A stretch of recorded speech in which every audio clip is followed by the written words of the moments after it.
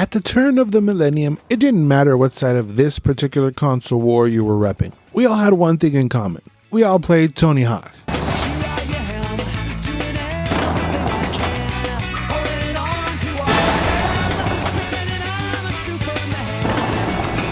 We would spend countless hours skating around these now iconic stages, painting them red and blue, collecting the letters to the word skate, playing trick attack against each other, and our personal favorite in my house, playing horse. Then in 2003, after 4 pro skaters began to feel a bit stale, Neversoft and Activision decided it was time for a new kind of Tony Hawk game, and Thug was released. A sandbox Tony Hawk game where you can roam free about the level, do missions, and follow an actual story. Let's look back at the Tony Hawk Underground series.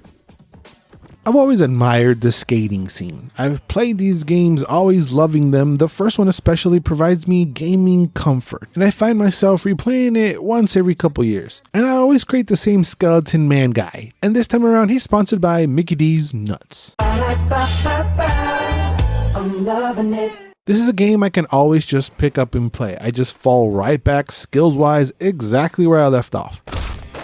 It plays the same as the Pro Skater series. The combination of a direction plus your flip or grab button is how you do tricks. You can also grind manual as well to build up your special meter for a sweet special trick. There's actually quite a bit you can do. You can wall plant, you can wall ride, you can do lip tricks. You can also reverb as you land at the end of the ramp to continue your big ass combo. The ability to spine transfer is heavily highlighted throughout this game. And there's even acid dropping. No, not that kind. Acid dropping was one of the new features introduced in Underground, but by far, the biggest feature they introduced was the ability to hop off your board. You could do it halfway through your combo to rush over and find a better line. You do have a little bit of time before your combo ends, but it really just offers you the chance to climb around the entire level to find sick and better spots. You also use it to find secret tapes and any other kind of secrets that the game might not want you to find. Underground was super focused on customization, not only by giving you the freedom to play as your created character in the story mode, but also you could go crazy and create your own trick, and of course you can also create your own park. Even if it does lack in many options to do these things, the creative freedom is appreciated. I feel like no matter how bad the Tony Hawk's games ever got, what never really failed was the soundtracks, and to me, this one's one of the best, ranging from rock to classic hip-hop, and even good old ska music. I don't feel like a single track they selected is a dud. Every time I hear these, I get filled with fuzzy nostalgia. Same goes with the sound effects. These are all timers for me. Of course, you can't name a whole lot of better sounds than the special sound effect, but the smack sound effect in this game is equally as awesome to me. I even think that graphically it still holds up against anything from that era, to be honest. The pro skaters as themselves did a pretty good job, even better than some actors do today. We can't help what we are. That we feed on blood doesn't make us evil. And the crazy cast of characters that are featured in this story are just wildly memorable and will always produce a chuckle out of me. Oh, that's real funny, smartass! That could mainly be because of how wild and wacky the writing is, and just how they just weren't afraid to just go for it. I bet you it was pretty scary for Neversoft and Activision to say, yeah, this formula we've been doing of dropping a player in a level with the time to complete objectives that has been working for us for the past 4 games. Yeah, let's just totally get rid of that for this full-fledged story with characters, objectives, cutscenes, and the whole works. But to me, it was a brilliant move. It's my preferred way to play Tony Hawk. I prefer the more story-driven Tony Hawks over the pro skaters. It's just the whole time thing really kind of stresses me out a little bit. It just feels super restricting. I really enjoy the freedom Thug gives you. There's still time within each mission here, but they're rarely, if ever, get in the way. You are dropped in a level and you can approach any goal you want at any time. And once you complete the necessary amount of goals, you move on to the next level. It does it automatically, so there is some leftover goals left behind for you to go back and complete if you like. The goals will have you smashing things, collecting things, taking things down, putting things up, entertaining people with your cool tricks. You will even compete in various competitions. You will be pulling off crazy tricks. There's even some driving missions that add a little break to the skating. But to be fair, the driving missions don't feel bad. They're actually pretty good. I've played games where the driving is way worse. While you're just roaming around the level, you will spot pro skaters that will teach you their special tricks that you can add to your own arsenal. There are a ton of gaps to find along with the secret tape, so there's a ton of things you could do outside of the main story. You get better stats as you progress. You don't assign any of the points or anything, but as you do certain things, certain stats upgrade. I know the story isn't like revolutionary by any means. It's simple yet effective. You starting from the slums of New Jersey with the dreams of becoming a pro skater along your best friend, Eric. This little shit. Man, I still hate this man after all these years. He's such a prick. You start by getting noticed by Chad Muska. He even gives you one of his boards and tells you to find a sponsor.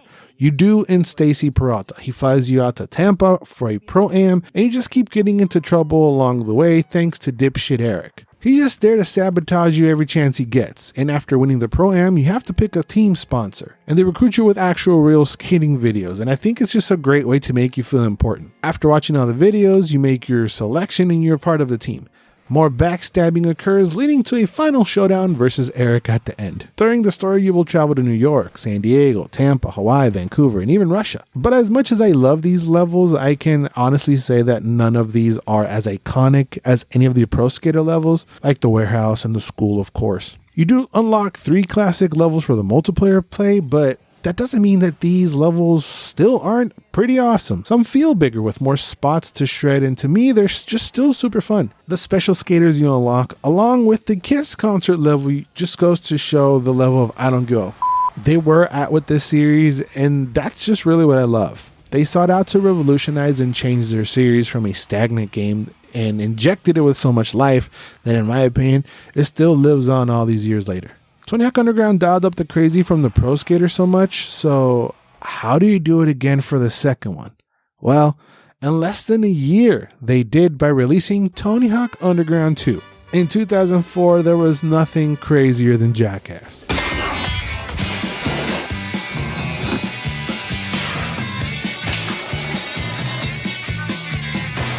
So they added some of the Jackass guys to the game, and it honestly fits perfectly. Yeah, they might have moved a bit too far away from like real skating, but it's still super fun. Side note, I had a little bit of a Mandela effect with the second game. I could have sworn that the whole Jackass cast was in the game, but no, it's just the skaters of the crew, Bam, Wee Man, Steve-O, and Phil.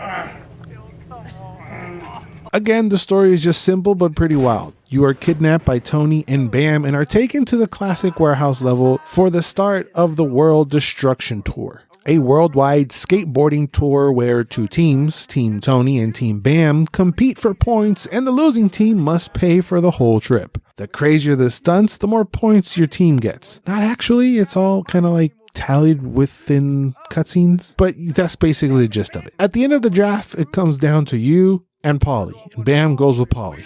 You'll be switching between Team Hawk and Team Bam as the story unfolds, so you get a piece of both teams. I felt like the writing went way more raunchy and pretty dumb. It's just stupid early 2000s teenage humor, like having a news reporter called Hugh Jass. It's just so stupid you can't help but chuckle to yourself. The voice acting is still pretty good, but I never actually realized how great Bam Margera actually is. He's playing himself, yeah, but it definitely comes off supernatural. Don't be so loud, you wake the fat boy up.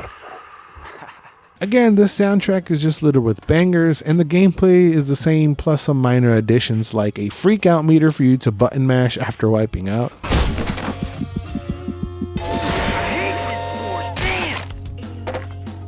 The Natas spin is pretty cool, and you can now modify tricks with flips and rolls. You also have the ability to tag, which you'll be doing as part of many missions. And the biggest feature this go around was the focus meter. This slows time down, zooms in, and makes it much easier to control to do your tricks. The missions this time around make more sense, even though that they have you doing crazier stuff, but under this wacky competition, it just makes more sense. In the first game, there are a lot of missions that kind of have you doing things just to do them. Sometimes it feels like there's no point in doing these certain missions, like why am I walking this guy's dog? Like it makes no sense. And here, they're definitely more involved with the story. But the essence is still the same. Jump off of this, destroy that, stop this, make this happen, piss this guy off, do this trick over here. It's just a huge variety of goals. They're just so different that none of them actually becomes stale. Also in the first game, you can access and launch each mission from the menu, but here they force you to explore the level and find the spot to launch the objective. You also have to find members of your team since this is a team competition. So not only does your character have goals, a pro you select at the beginning of each level has their set of goals. There's a secret character you must find and unlock their goals, and there's a guest character as well, and they have their goals. So there is tons and tons and tons to do for each level. The guest characters always come with some sort of unique ride. They're really super random and honestly kind of weird. In a game that features Steve-O riding a mechanical bull, a creepy voodoo guy on a tricycle, and freaking Sasquatch, by far the weirdest one for me is Jesse James and his modified Segway. What's happening, Slick? I don't know, something about that dude just creeps me out. Maybe I still resent what he did to our girl Sandy. On the secret character side, it's really just kinda insensitive stereotypes like a matador, a guy literally selling shrimp on the Barbie, and Ben Franklin. Yeah, it was different times, so take that as you will. Once you find everyone that has skateboards, you can actually do any goal with anybody, so that's pretty, you don't have to switch between them. There are a possible 1,000 points you can get per level, but like I said, the points don't really matter a whole lot. Once you complete about half of them, your team captain will shoot you a text. Yes, a text on your flip phone. This was a big feature back in that era, cell phones and video games. Anyway, they will shoot you a text letting you know it's time to move on. Of course, you can keep playing in that level and finish up on all the rest of the goals. There's really no rush, even though it's a race. Since it's a world tour, you'll be traveling the world from Barcelona, Germany, Australia, and even Boston. Again, the levels aren't all timers by any means, but definitely provide tons of fun scenarios. They're designed perfectly to just skate around and create perfect lines. There's also 6 classic levels you unlock, plus a handful of crazy ones, and even more crazy unlockable characters like freaking Shrek. Somebody once told me the world is gonna roll me. I ain't the sharpest tool in the shed. It's just so wild. They look like mods, but no, they're pretty legit. I just love this about the Tony Hawk games. They feature crazy ass characters all the time. They went bigger and better in every way, and the customization options weren't left behind. There's definitely more items you can mess with. There's even a day and night cycle. Doesn't really affect a whole lot of stuff, but it's there. The story mode isn't all there is to do. They did what they kind of failed to do in the first game, which was also include a classic mode. So in case you missed the classic mode, completing objectives under the time limit, you can play each level in classic mode as well. You can collect letters to combo, you can collect letters to skate. You have to score a certain amount of points on a combo, score amount of total points, you know, the classic stuff. They did a great job in the sequel. They built upon the first game, adding things that were clearly missing. I just really love both Underground games, and I would put them up against any other Tony Hawk game. I could concede that the levels of the Pro Skaters are way better and the Underground ones aren't as iconic. That's fair. But that doesn't mean that they're not less fun. And the freedom you get to roam around and hop off the board and just complete the goals as you please without the stressful timer in the way, giving you tons of freedom in the exploration and all the customization options, the wild and wacky riding, to me, it just gives them the dub in my opinion. But let me know what you think. Do you agree? Do you disagree? What's your favorite Tony Hawk game? Let me know down in the comments. I believe Tony Hawk Pro Skater 1 and 2 is the best remake ever made, and I'll leave the video for those reasons right over here. If you enjoyed this video, don't forget to drop a like for me and subscribe. Thank you guys for watching, and remember to always and forever, you do you.